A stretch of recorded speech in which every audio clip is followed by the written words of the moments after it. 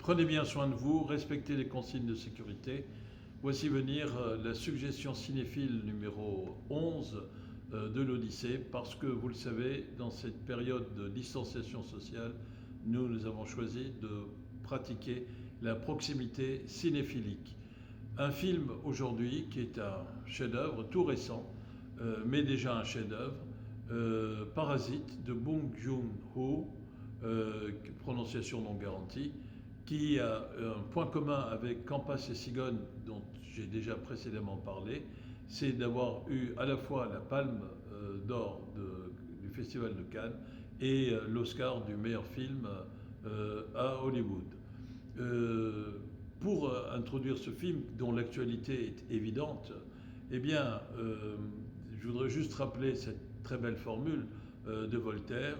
Dieu a créé l'homme à son image et celui-ci le lui a bien rendu. Eh bien, on pourrait un tout petit peu déplacer cette vérité voltairienne et dire que le riche a créé le pauvre à son image et celui-ci le lui rend bien.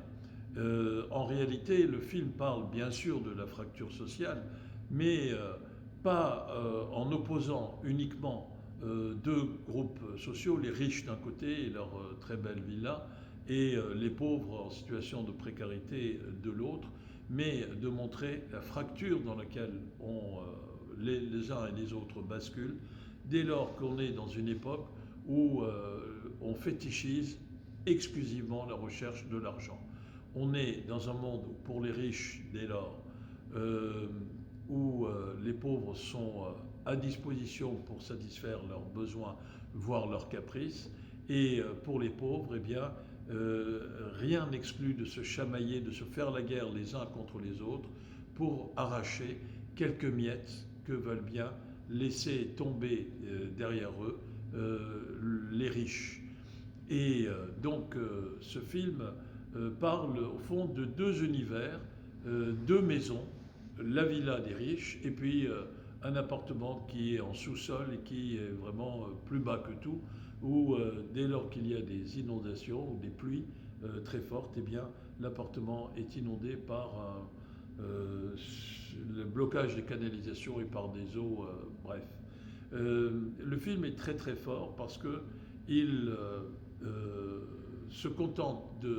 d'observer avec une lucidité clinique, chirurgicale en quelque sorte, les comportements qui semblent être donner pleine satisfaction dans la recherche des petites combines, mais qui en réalité sont l'illustration d'un véritable désastre et d'un véritable naufrage. Je ne vais pas lever le secret d'une histoire qu'il faut découvrir ou redécouvrir, simplement vous dire que nous sommes en Corée du Sud, qui est encore hantée, obsédée, pourrait-on dire, par l'affrontement avec la Corée du Nord, et la villa des riches est une villa où il y a justement un abri antinucléaire et anti-guerre, et c'est dans cet abri que le compagnon de la domestique, donc le monde des pauvres, a trouvé refuge et vit de façon parasite en s'accrochant aux miettes du monde riche. Une famille dans la précarité arrive à évincer avec des manœuvres et des magouilles peu recommandables sur le plan éthique la majordome ou la servante en chef de la maison, et il s'infiltre en prenant sa place à la fois en tant que gouvernante, en tant que chauffeur, en tant qu'instructeur du fils et de la fille de la maison. Le film est extraordinaire dans sa description de ce désordre éthique et social derrière les apparences d'une prospérité qui ne fonctionne bien entendu qu'à sens unique. Et ce qui est intéressant, c'est de voir que personne dans ce film, et c'est ça le côté à la fois lucide et un peu désespérant du film, ne semble tirer les leçons, car une fois que la crise a éclaté, que le père de famille des pauvres qui était rentré en tant que chauffeur fuit à la suite du méfait qu'il a commis, eh bien,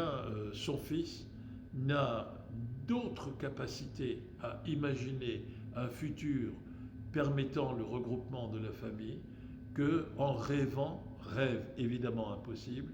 de devenir à son tour suffisamment riche pour racheter la maison ou dans le sous-sol de laquelle maison, eh bien, le père de famille a trouvé refuge à l'insu de tout le monde et de toutes les autorités qui le poursuivent et le traquent. C'est un film formidable,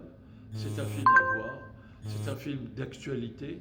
en cette période de confinement, parce que dans les maisons, il y a plein de choses qui peuvent se passer, évidemment, parce que dans le cadre du confinement, ce n'est pas les mêmes conditions